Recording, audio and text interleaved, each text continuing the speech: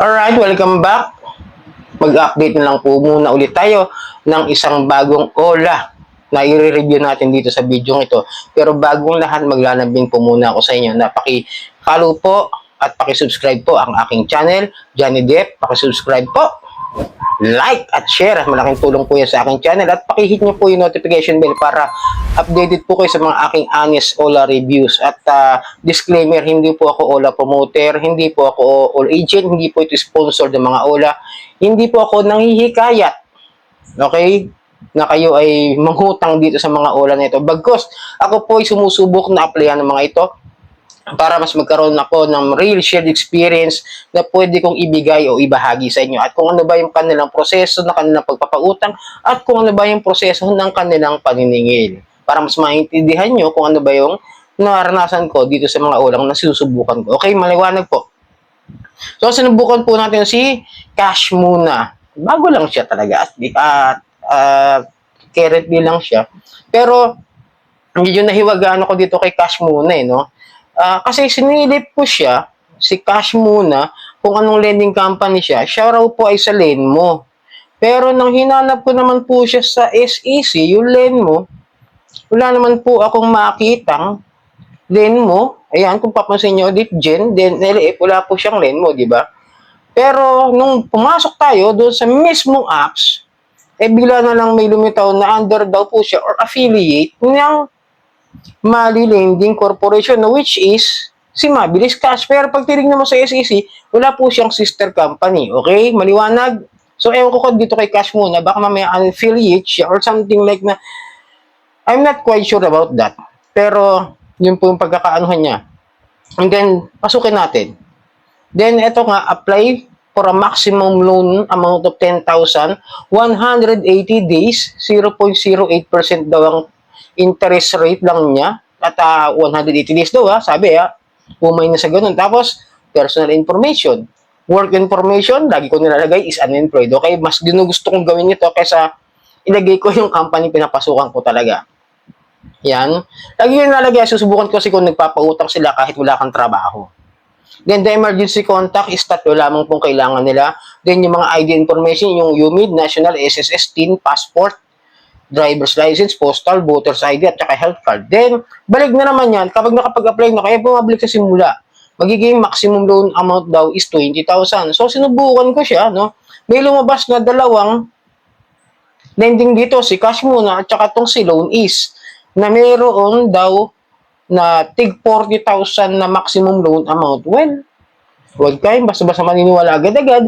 Kaya nga ang ginawa ko, sa pinakamaliit ako sumusubok lamang. Hindi po ako sumusubok ng malakihan. Kasi nga ayokong magkaroon ng biglang utang ng malaki nang hindi ko naman ginusto o maaring kaya ko naman bayaran ng ganun lang halaga. Then, sinubukan ko po yung halagang 800, ayan. And then, to assess the credit eligibility is, kailangan daw niya ma-access yung aking SMS. So, pina-access ko, inallowed ko. Then, success. Loan process successfully and will be received based on your loan preferences. We match the following products for you. Ayan, no? 40,000 and 40,000 sa both. Wala na ito. Then, processing nga siya. Medyo matagal yung kanyang under review. Sa totoo lang. Tapos, after that, tsaka lang lumabas nung sinilip ko yung kanyang repayment plan. Medyo ang gulo po ng kanyang system. Okay? Hindi ko magets kung ito bang kanyang system ng repayment plan is due date ko is sa October 7, if am I right? Kasi 11 na to, di ba? Tama ba? October 7 ang aking due date. Tapos yung amount due ng aking babayaran is 133, tapos meron pang principal due na 133. Sa 400 pesos lang na amount na marireceive ko na inaplihan ko nitong September 28. And then kung babayaran ko ito, is lalabas bang 266 per 7 days. Diba? Kung papasin natin, tingnan nyo maigi, diba? Kung papasin nyo yan, sa loob ng 7 days, 266, pero 400 lang may makukuha ko dito kay Cash muna. At 400 din po makukuha ko dito kay Loan is, na pares lang naman sila ng loan duration niya 121 days. So, kung babayaran ko sila parehas na 266, lalabas na nasa 500 plus, tama ba? Kasi 266, 250, tapos 66, di 522 ang babayaran ko every 7 days. And ang masama pa nun, 3 terms. Kasi kung titignan nyo, di ba? Hindi ko siya mag-gets kasi 2025 tapos 12-17, ganun ba? 12-17, ibig sabihin, next month, December na siya.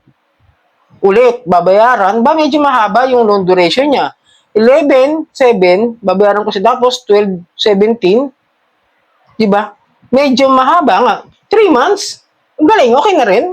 Pero problema pa rin is, ang gulo talaga niya, no? Ulitin ko, ang gulo niya, naguluhan ako sa kanya.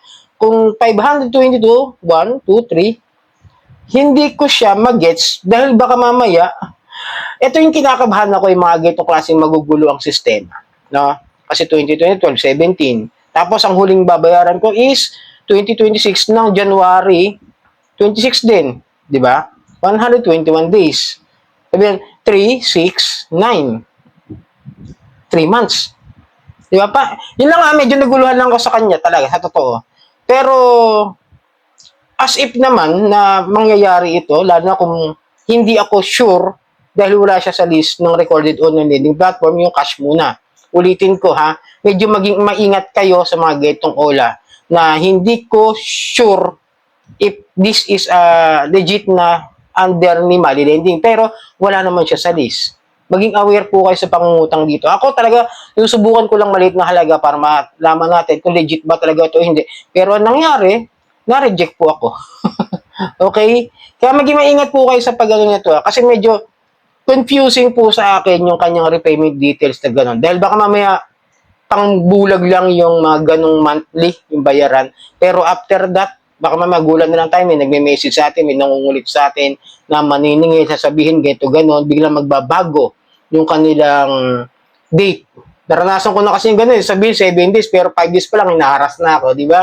Kaya gusto ko lang matutunan ninyo at maunawaan ninyo na hindi tayo porket nag-apply dito, sureball makakautang at sureball na maaasahan yung mga ina-apply natin. So sana nakatulong ang video ito. Muli, maglalambing ako na pakisubscribe po ang Johnny Depp.